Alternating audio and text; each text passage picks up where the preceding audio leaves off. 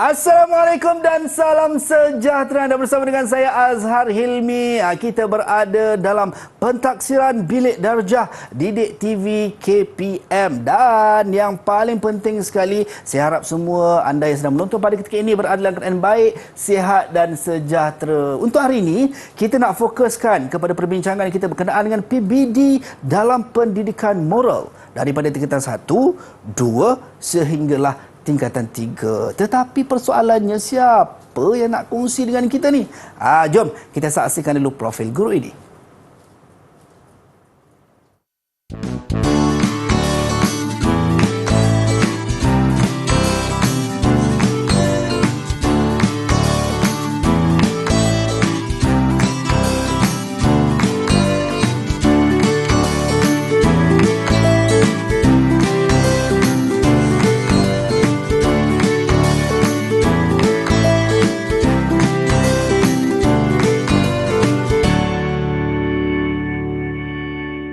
Baik, itu dia cikgu yang akan bersama dengan kita pada hari ini. Kita ada Cikgu Mageswari, anak perempuan Perumal Mudali, Ketua Panitia Pendidikan Moral SMK Jalan Reko, Kajang, Bandar Baru Bangi, Selangor. Hai cikgu. Hai, apa khabar cikgu? Sihat cikgu? Baik. Suara serak sikit. Wah, serak-serak basah ni. Rock cikgu. Okey. Okey, baik cikgu. Dalam masa yang sama kita tidak berdua sahaja cikgu, sebab kalau berdua pasti ada yang ketiga. Kita bersama dengan juru bahasa isyarat kita. Kita ada Cikgu Suhana Fazil daripada Sekolah Menengah Pendidikan Khas Vocational Kuantan Pahang. Ini untuk memudahkan murid-murid berkeperluan khas dan juga mereka yang berkeperluan khas untuk memahami apa yang kita sampaikan. Baik cikgu, untuk hari ini apa yang kita nak fokuskan berkenaan dengan PBD dalam pendidikan moral ni cikgu? Okey, sebenarnya hari saya nak berkongsi mengenai pelaksanaan pentaksiran bilik darjah ataupun dikenali sebagai PBD bagi mata pelajaran pendidikan moral tingkatan 1, 2 dan 3. Jadi saya ingin berkongsi apa pengalaman saya dan juga sebagai panduan kepada guru-guru di luar sana di mana mereka boleh menjadikan sebagai, mereka mendapatkan idea untuk melaksanakan pentaksiran bilik darjah ni di sekolah masing-masing. Baik, itu dia cikgu. Saya tak nak lengahkan masa lagi cikgu. Saya terus serahkan kepada cikgu. Okey, terima kasih Azhar. Silakan. Okey, jadi hari ini kita akan membincangkan atau saya ingin berkongsi mengenai pentaksiran bilik darjah PBD Pendidikan Moral tingkatan 1, 2 dan 3 kepada guru-guru di luar sana. Okey, dan pertama sekali kita akan tengok apa yang dimaksudkan dengan pentaksiran bilik darjah ataupun PBD. Okey, saya pasti ramai cikgu sudah mengetahui tentang maksud PBD, tetapi mungkin ada guru-guru yang baru di luar sana yang baru mengambil bertanggungjawab untuk mengajar pendidikan moral. Jadi saya ingin berkongsi mengenai maksud PBD ini kepada guru-guru tersebut. Okey, PBD ini adalah satu proses penilaian atau pentaksiran yang dijalankan secara berterusan dalam PDP, dan perlu diingat ia bukan dalam bentuk peperiksaan ataupun ujian. Jadi mungkin ada yang salah anggap bahawa PBD ini dikatakan sebagai ujian ataupun peperiksaan. Sebenarnya ia merupakan satu pentaksiran yang dilaksanakan sama ada di dalam bilik darjah ataupun di luar bilik darjah. Okey, dan pentaksiran ini akan memberikan satu gambaran yang jelas kepada guru terutamanya mengenai penguasaan murid terhadap standard pembelajaran dalam kurikulum. Jadi kita seperti yang kita tahu, dalam setiap satu unit dalam pendidikan moral ini ada standard pembelajaran dan juga standard kandungan. Jadi dengan melaksanakan pentaksiran PBD ini kita akan dapat tahu bagaimana penguasaan murid terhadap setiap SP dalam SK ataupun standard kandungan Dan pentaksiran ini dapat membantu guru dan ibu bapa merancang tindakan susulan ke arah menambah baik penguasaan dan pencapaian murid dalam pembelajaran. Mungkin daripada pencapaian yang dilakukan oleh guru di dalam kelas, jadi ini akan dapat memberikan satu panduan secara tidak langsung untuk mengambil tindakan susulan sekiranya pencapaian murid tersebut tidak begitu memuaskan. Okey. Jadi hari ini saya akan berkongsi dengan guru-guru di luar sana mengenai tajuk bidang 2, iaitu hubungan antara diri, komuniti dan masyarakat, terutama dalam buku teks kita boleh nampak unit 9, iaitu hargai alam warisan kita. Dan terutamanya saya akan membincangkan tentang standard kandungan 3.4, iaitu lindungi alam sekitar. Dan apa yang kita akan belajar ataupun apa saya telah memilih 3 standard pembelajaran daripada standard kandungan ini, iaitu mengenal pasti peranan masyarakat. Yang kedua, kita akan mengkaji kesan aktiviti manusia terhadap keseimbangan alam sekitar, dan 3.4 ini 4.6 ini mengamalkan tingkah laku ke arah melindungi alam sekitar. Ya Azhar, jadi untuk segmen pertama ini yang saya akan tunjuk. Okey, jadi kita akan teruskan kepada segmen kedua selepas ini. Baik, itu dia cikgu. Kita dah tahu berkenaan dengan standard pembelajaran, dan dalam unit 9 tadi cikgu kata kita akan fokuskan kepada hargai alam warisan kita cikgu ya. Tapi anda semua jangan ke mana-mana, kembali selepas ini dalam Pentaksiran Bilik Darjah Didik TV KPM.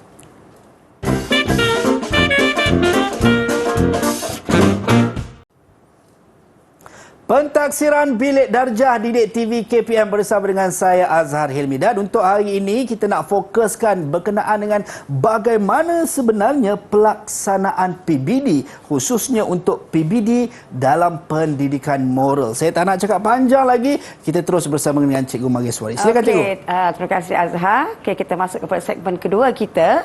Okey, kita akan tengok apakah kaedah pentaksiran yang boleh dilaksanakan oleh guru-guru di sekolah ya. Okey, di antaranya adalah secara lisan, secara bertulis, secara pemerhatian, dan juga melaksanakan projek ya ataupun aktiviti ya. Okey. Jadi kita akan tengok di sini. Okey, saya telah mengambil SP ya 3.4.1, iaitu mengenal pasti peranan masyarakat dalam melindungi alam sekitar. Bagaimana saya boleh melaksanakan PBD berdasarkan SP ini? Okey, jadi saya telah memilih cadangan kaedah pentaksiran, iaitu lisan dan juga bertulis. Okey, sebenarnya pada peringkat awal untuk murid-murid kita akan tanya soalan yang lebih mudah ya. Okey. Okay, cadangan aktiviti seperti lisan ni, apa yang kita boleh bagaimana kita boleh mengaplikasi lisan ni dari sesi soal jawab, okey, perbincangan, memberi respons dan juga memberi respons secara lisan. Okey, contohnya mungkin guru akan bertanya soalan kuis atau soalan-soalan ringkas ya, di mana daripada hasil pembelajaran yang telah diajar oleh guru berdasarkan kepada SP pertama. Okey. Okay, contoh ya, seperti murid akan angkat tangan bila guru bila guru bertanya soalan kepada murid, macam mana kita nak tahu sama ada murid ini dia tahu atau tidak, atau memahami atau menguasai SP tersebut bila didapat menjawab.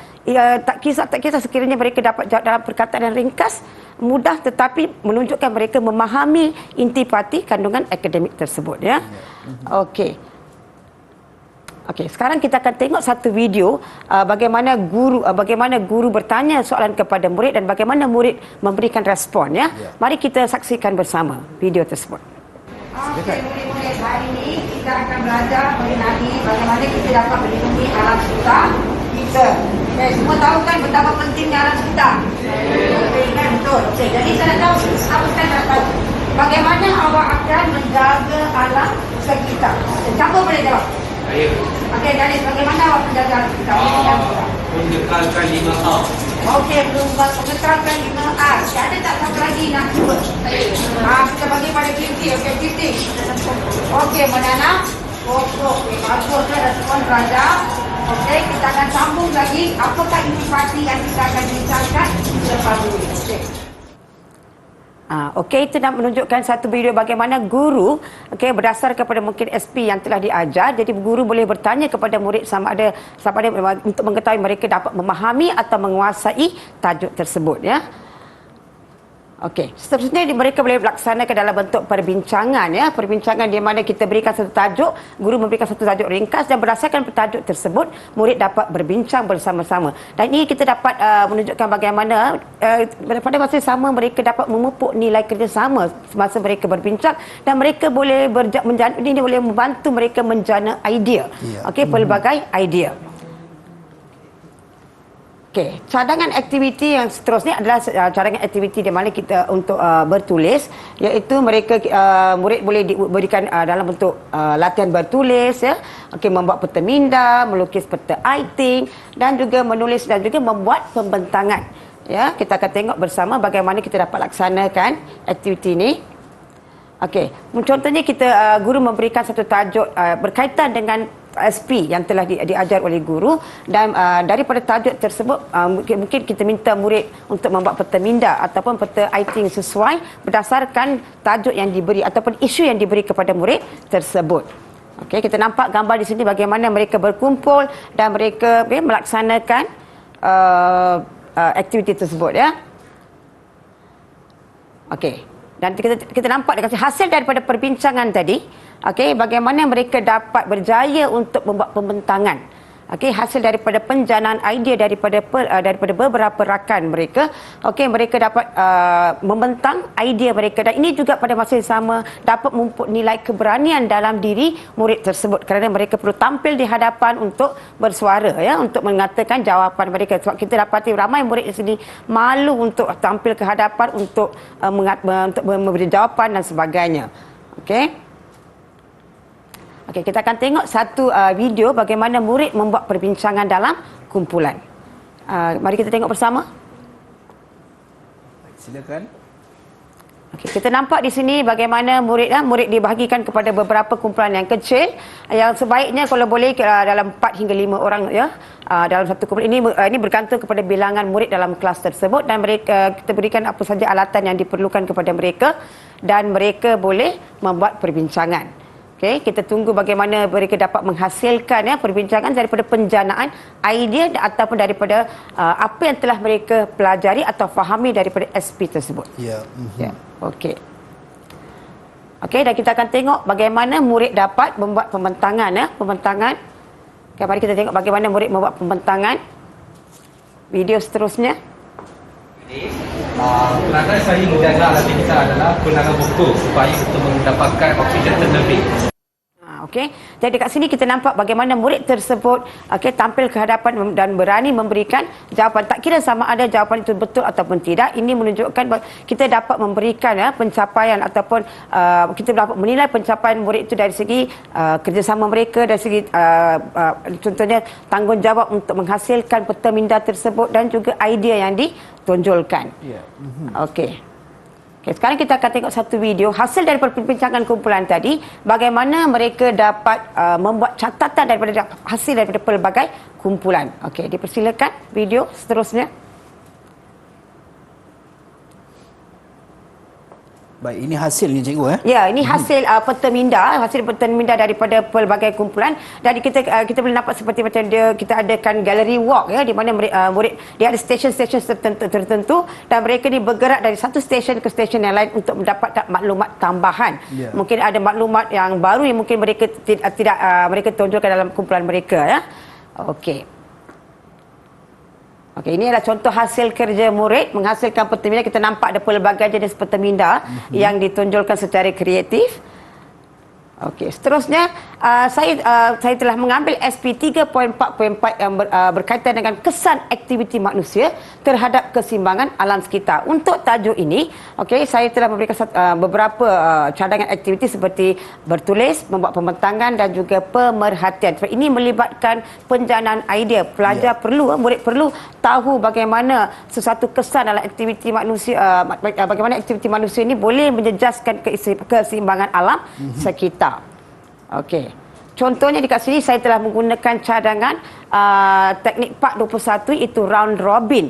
Okey, round robin ini dilaksanakan bagaimana mereka akan kongsi idea. Maksudnya setiap individu akan berkongsi idea masing-masing. Jadi kita tengok bersama, okey, bagaimana round robin ini dilaksanakan. Table robin, ya.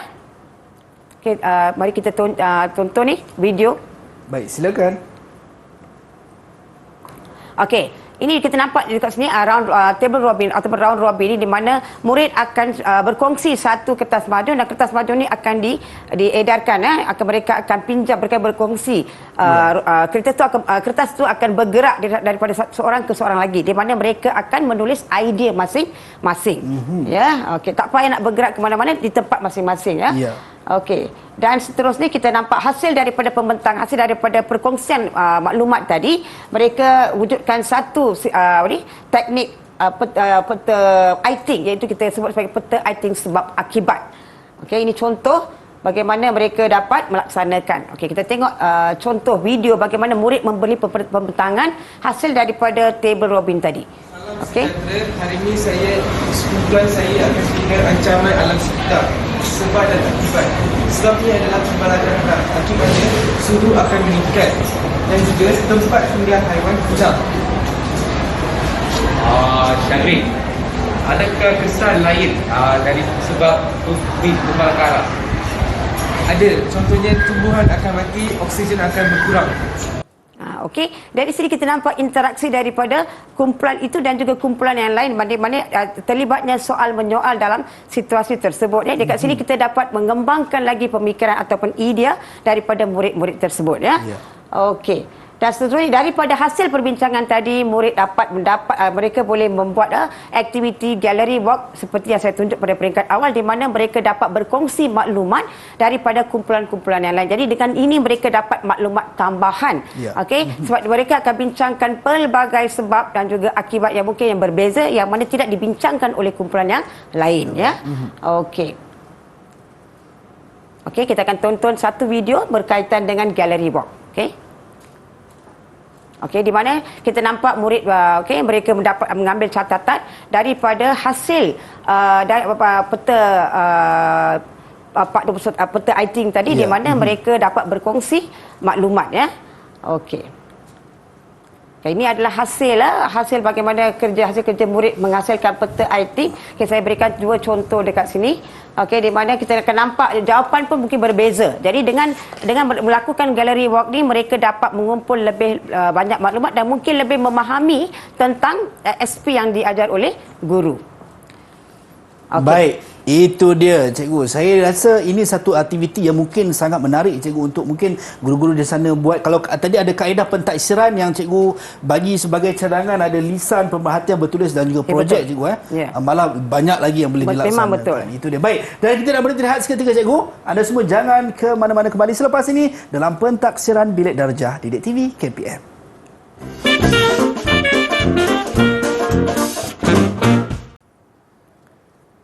PBD dalam pendidikan moral yang sedang kita fokuskan pada ketika ini untuk pentaksiran Bilik Darjah Didik TV KPM bersama dengan saya Azhar Hilmi dan cikgu kita, Cikgu Mageswari, dan juga jurubahasa isyarat kita ada Cikgu Suhana Fazil.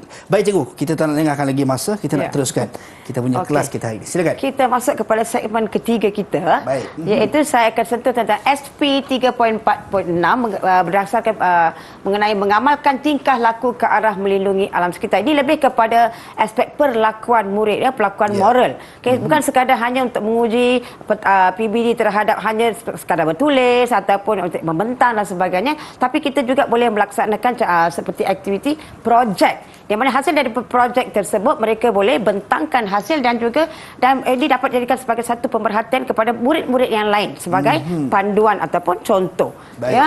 Okey, jadi kita tengok contoh dekat sini. Jadi guru-guru di luar sana mereka boleh gunakan contoh, mereka boleh buat pelbagai jenis projek yang melibatkan murid, yang mana seperti menghasilkan risalah, okey, mencipta barangan daripada barangan kita semula, menanam pokok, yang mana ia bersesuaian dengan SP kita. Okey, dekat sini kita nampak bagaimana murid ni mereka menghasilkan risalah berkaitan dengan gotong royong perdana yang melibatkan juga di mana bagaimana kita dapat melindungi alam sekitar kita kan. Ya. Okey. Seterusnya kita nampak sini contoh hasil kerja murid risalah gotong royong perdana. Ini kita dapat menimbulkan kreativiti murid. Okay, bagaimana mereka boleh menghasilkan satu risalah, bagaimana mereka boleh kaitkan SP ini dengan menghasilkan satu risalah. Apa kegunaan risalah tersebut? Ya. Okey, dan seterusnya mungkin mereka akan dapat menampal di belakang kelas, ya, jadi sebagai pemerhatian bagi murid-murid yang lain. Okey, contoh yang lain di mana kita boleh buat projek seperti projek kita semula, yang mana ini saya dapat contoh di mana pelajar menggunakan kemeja tea yang terpakai dan mereka hasilkan beg, ya, mereka hasilkan sebagai satu beg daripada kemeja tea yang dah tak digunakan lagi. Ini menunjukkan kreativiti mereka, dan dekat sini kita nampak di mana mereka menghasilkan dalam bentuk berkumpulan, ya. Dan menunjukkan dekat sini kerjasama. Mungkin mereka dapat memahirkan dari segi komunikasi mereka. Okey, dari segi komunikasi mereka dan juga dari segi untuk bagaimana mereka dapat mencongkil idea-idea kreatif untuk menghasilkan sesuatu. Ya, jadi daripada pemerhatian guru sendiri kita dapat menilai bagaimanakah progres ataupun perkembangan murid tersebut terhadap tajuk tersebut, ya. Okey, seterusnya kita dapat melaksanakan juga projek mengumpul bahan buangan, contohnya di kawasan persekitaran sekolah kita. Contohnya kita boleh membawa murid kita. Sebab murid ni selalu mereka suka untuk keluar daripada bilik darjah untuk melakukan aktiviti-aktiviti sebenarnya. Jadi ini dapat memberikan mereka satu kebebasan tersendiri, dan kita berikan mereka plastik dan sebagainya, dan mereka akan beredar untuk satu waktu tu mungkin, okey, di mana mereka mencari bahan-bahan buangan. Okey, ini menunjukkan kita dapat juga kita dapat memupukkan dalam diri mereka perasaan bersyukur, perasaan bersyukur, perasaan berbangga untuk menjaga alam sekitar dalam keadaan yang baik, ya. Ini contoh di mana kita nampak hasil murid dapat mengumpul beberapa bahan buangan yang dibuang oleh mungkin pelajaran lain, ya. Okey. Dan seterusnya juga memang daripada peringkat pertama tadi saya ada tanya dengan murid bagaimana, apakah peranan anda dalam menjaga atau melindungi alam sekitar. Murid menjawab menanam pokok. Okey, jadi mungkin kita boleh buat dalam bentuk projek di mana kita minta murid itu hands on, kita kata hands on, di mana mereka menanam pokok itu sendiri dengan jadi mereka mungkin ini akan membolehkan mereka rasa lebih menarik untuk belajar. Contohnya untuk subjek pendidikan moral ini bukan sekadar hanya untuk membuat nota dan sebagainya. Jadi mereka melakukan aktiviti tersebut dengan sendiri. Jadi ini akan menarik perhatian murid. Okey. Dan secara pada peringkat akhirnya, of course, kita sudah semestinya guru akan membuat satu mereka akan mentafsir. Guru akan meletakkan satu standard prestasi dari segi tahap penguasaan murid. Itu kita ada tahap penguasaan 1 sehingga 6. Dan semestinya untuk setiap murid ni mereka perlu melalui setiap tahap penguasaan tersebut. Maknanya mereka tidak boleh melangkau daripada mungkin mereka tidak dapat TP pertama, tetapi mereka telah pergi kepada TP 6. Memang tak boleh. Jadi mereka perlu memahami, menguasai setiap SP dalam di SKP. Jadi akan mengikut urutan. Ya, betul. Jadi mereka mesti perlu memahami secara keseluruhan tentang 3.4.1, 3.4.2. Jadi baru kita akan dapat menilai sama ada mereka telah menguasai secara keseluruhan.